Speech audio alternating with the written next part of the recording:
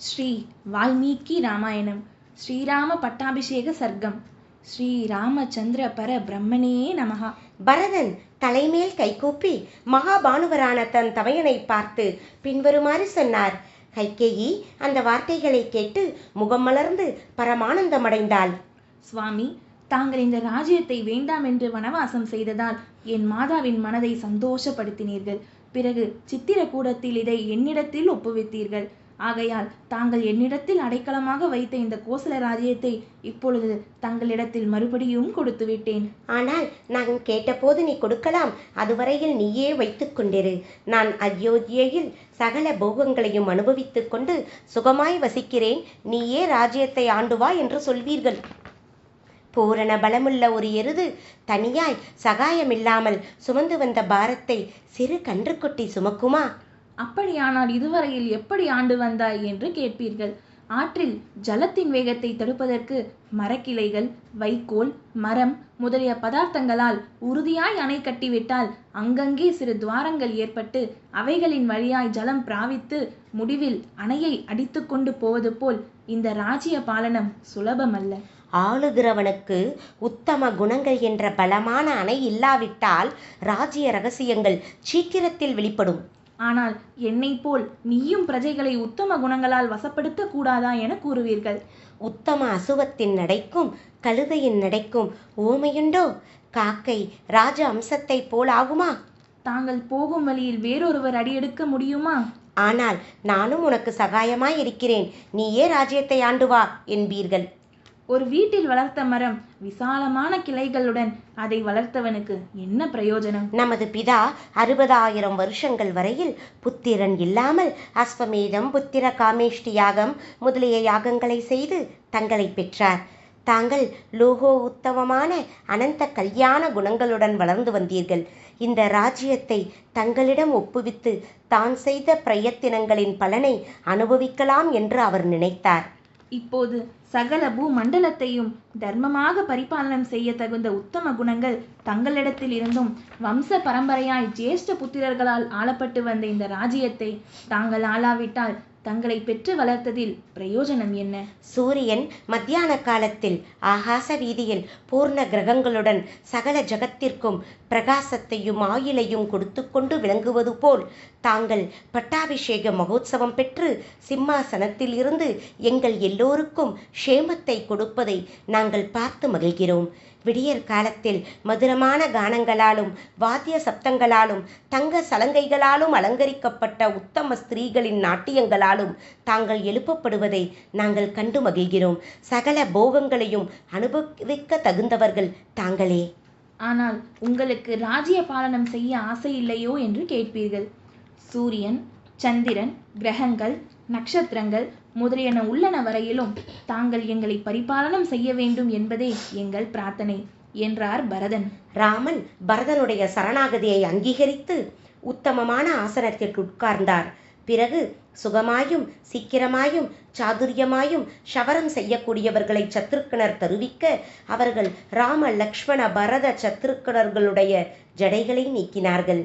பரதன், லக்ஷ்மணன், சுக்ரீவன், விபீஷணன் முதலியவர்கள் ஸ்நானம் செய்த பிறகு விசித்திரமான மாலைகளாலும் பரிமாணங்களாலும் வஸ்திரங்களாலும் ஆபரணங்களாலும் ராம லக்ஷ்மணர்களை சத்ருக்கனன் அலங்காரம் செய்தார். தசரதருடைய பத்தினிகள் சீதைக்கு சகல அலங்காரங்களையும் தாங்களே செய்தார்கள். தாரை முதலிய வானர ஸ்திரீகளுக்கு அலங்காரங்களையும் ராமனிடத்தில் எல்லையற்ற வாத்சல்யத்தை வைத்த கௌசல்யை செய்வித்தாள். பிறகு சத்ருக்கனருடைய உத்தரவால் இஷ்வாகு குல சாரதியான சுமந்திர் உத்தம அசுவங்கள் பூட்டிய ராஜரதத்தை கொண்டு வந்து நிறுத்தினார்.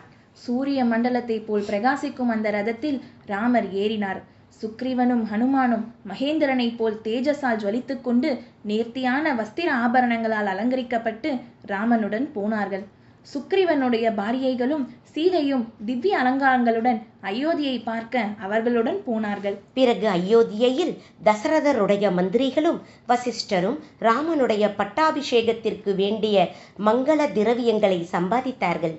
அசோகன், விஜயன், சுமந்திரன் முதலியவர்கள் ராமனுக்கு சுகமும் ஐஸ்வர்யமும் விருத்தியாவதற்கும் இந்த நகரமும் ராஜ்யமும் எப்பொழுதும் மங்களத்தை அடைவதற்கும் வேண்டிய சகல சுப கிரியைகளையும் குறைவில்லாமல் செய்ய வேண்டியது என்று வசிஷ்டரை பிரார்த்தித்து ராமனை பார்ப்பதற்காக திரும்பி வந்தார்கள். திவ்ய அசுவங்கள் பூட்டிய ரதத்தில் மாதலி சாரத்தியம் செய்ய, தேவகணங்கள் புடைசூழ, இந்திரன் வருவது போல திவ்யமான ரதத்தில் சுமந்திரன் சாரத்தியம் செய்ய, சகோதரர்களும் வானரர்களும் ராட்சசர்களும் பிரஜைகளும் புடைசூழ ராமச்சந்திரன் விளங்குவதை கண்டார்கள். பரதன் கடிவாளங்களை பிடித்து கொண்டு சுமந்திரருக்கு பக்கத்திலிருந்து சாரத்தியம் செய்து வந்தார். சத்ருக்கனன் இஷ்வாகு சக்கரவர்த்திகளுடைய வெண்குடையை பிடித்தார். லக்ஷ்மணன் ராமனுக்கு முன் நின்று வெண் சாமரத்தை வீசினார்.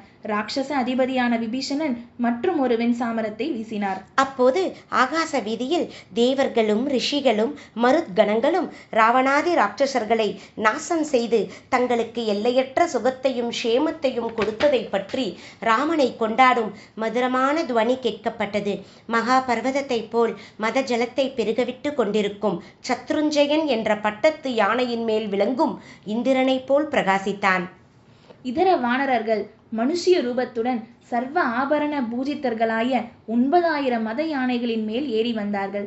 இப்படி சங்கம், பேரி, துந்தபி, வீணை, மிருதங்கம் முதலிய வாத்திய கோஷங்களுடன் ரகுவீரன் அயோத்தியை நோக்கி போனார். மந்திரிகள் அவரை ஜெய விஜயீ பவ, ஜெய விஜயீ பவ என்று வாழ்த்தி அவரால் உபசரிக்கப்பட்டு அவரை பின்தொடர்ந்து வந்தார்கள்.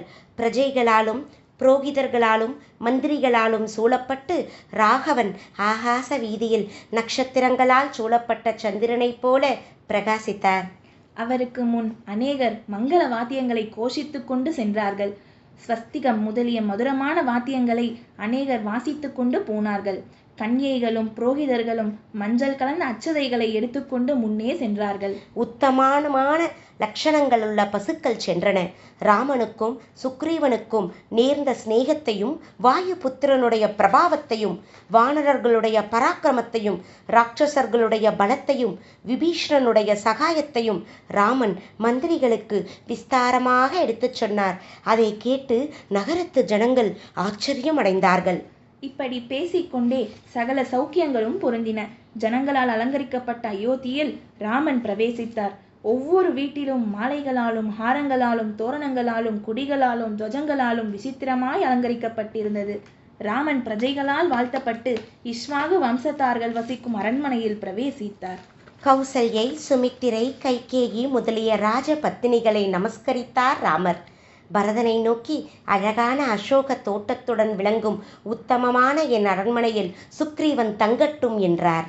அவருடைய அபிப்பிராயத்தை பரதன் அந்த வார்த்தைகளால் அறிந்து கொண்டு சுக்ரீவனுடைய கையை பிடித்து இந்த அரண்மனைக்கு அழைத்து கொண்டு போனார். பிறகு பரிசாரகர்கள் சத்ருக்கனனுடைய உத்தரவால் தீபங்களையும் ஆசனங்களையும் விரிப்புகளையும் படுக்கைகளையும் அந்த அரண்மனையில் கொண்டு போய் வைத்தார்கள். பிறகு சத்ருக்கனன் சுக்ரீவனை பார்த்து, பிரபு, ராமனுடைய அபிஷேகத்திற்காக வானரர்களை அனுப்புங்கள் என்றார்.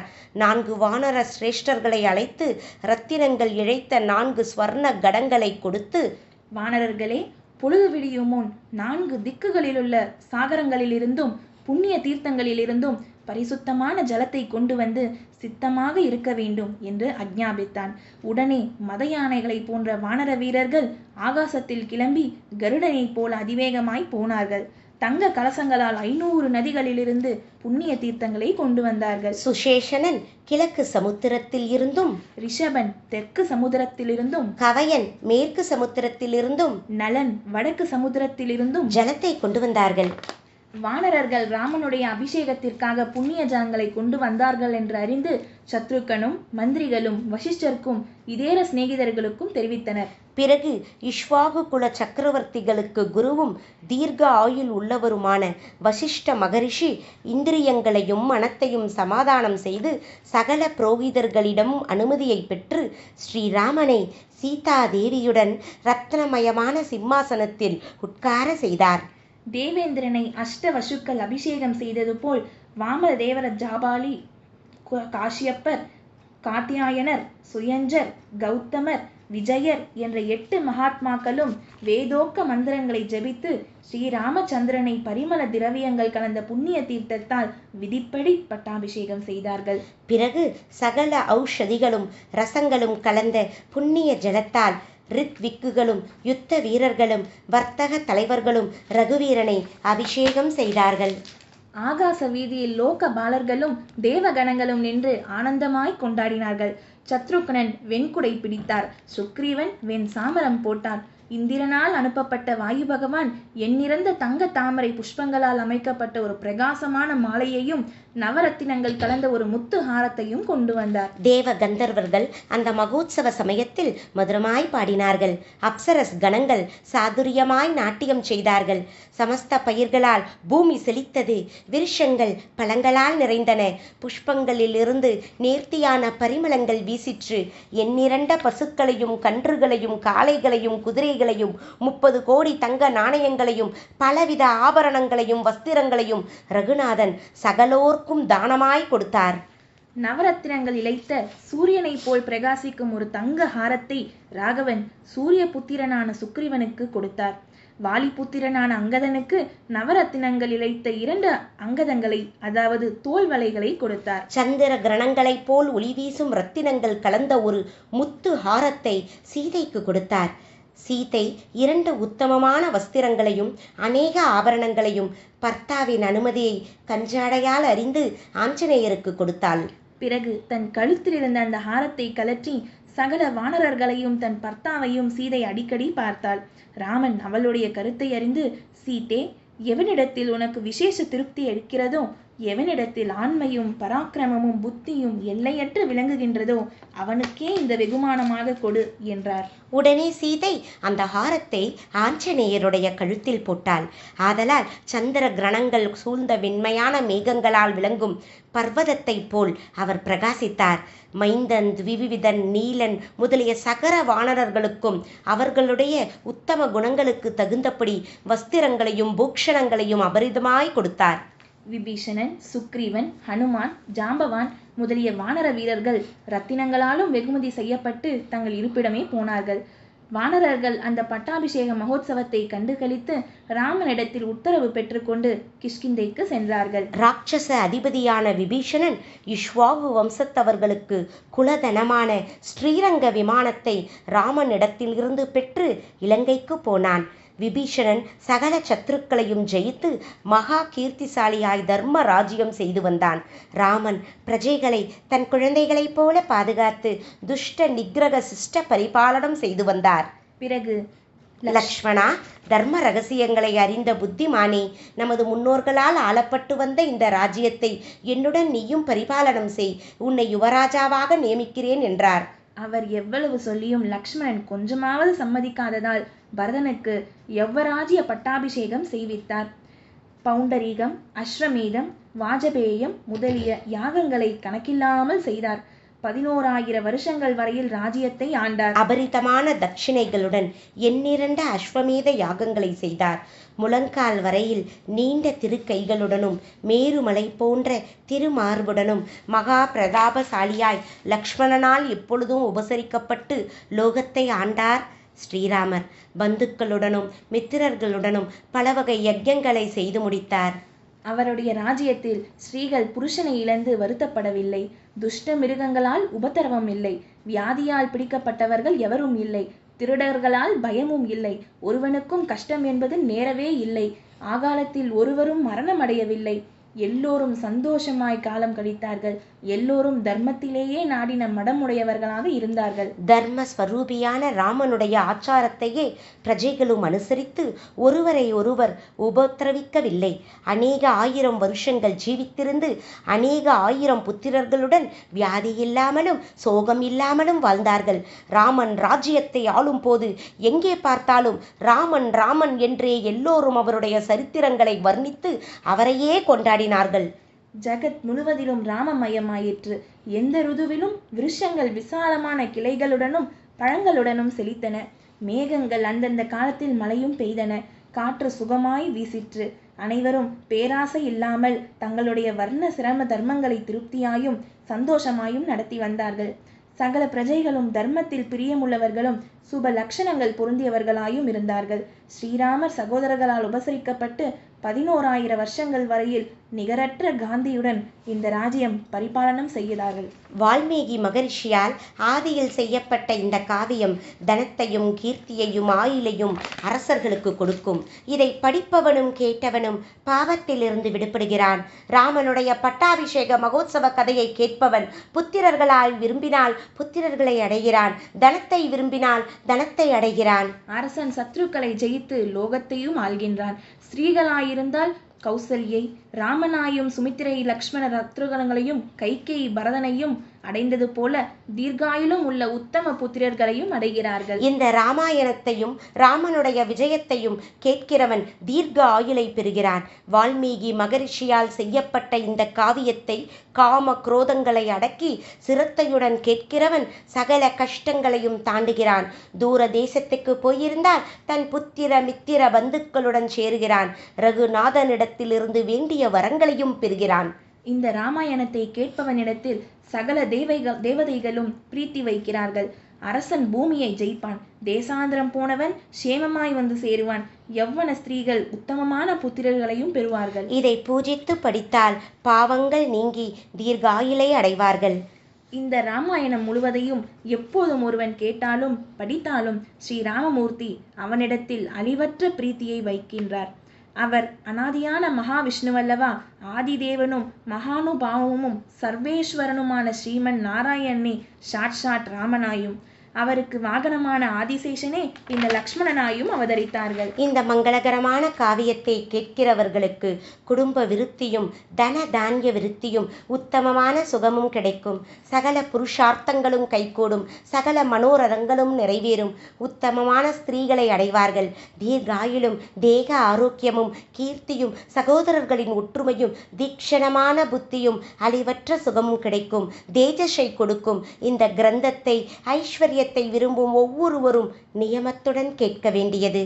வெகு காலத்திற்கு முன் நடந்த இந்த சரித்திரம் உங்களுக்கு மங்களகரமாக இருக்கட்டும். விஷ்ணுவினுடைய சக்தி லோகங்களில் விருத்தி அடையட்டும் என்று நிச்சயமாய் சொல்லுங்கள். ராமாயணத்தை படிப்பதாலும் கேட்பதாலும் சக தேவர்களும் பித்ருக்களும் சந்தோஷம் அடைகிறார்கள்.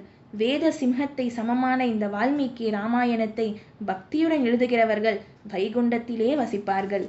ஸ்ரீராம ஜெய ராம ஜெய ஜெய ராமா. ஸ்ரீராம ஜெய ராம ஜெய ஜெய ராமா. ஸ்ரீராம ஜெய ராம ஜெய ஜெய ராமா. ஸ்ரீராம ஜெய ராம ஜெய ஜெய ராமா. ஜெய் ஸ்ரீராம். ஜெய் ஸ்ரீராம்.